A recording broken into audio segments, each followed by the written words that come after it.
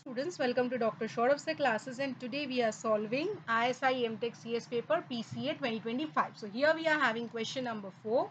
So considering the following statement, we have to find out which of the above statements are equivalent to each other. Okay, so let's see the first statement here. So here, first statement is that in every country there is a city through which a river passes. This means that country, so city. So river passes through that city.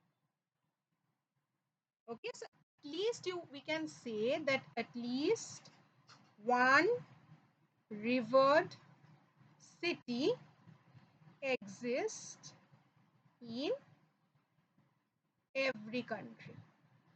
This is one. Okay, now next, there is no country in which every city has a river passing through it. Okay, so this means that given country,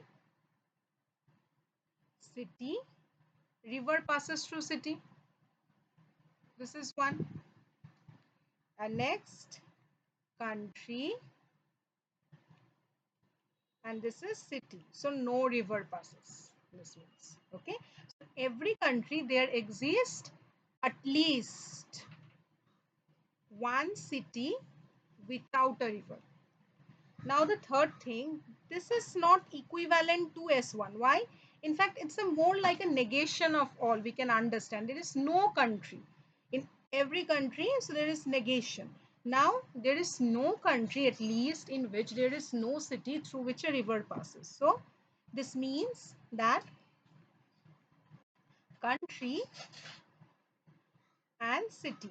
So again, no river passes through city, and country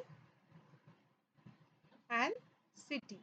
So river passes through it. So it is like same as S1. So S3 is equivalent to S1.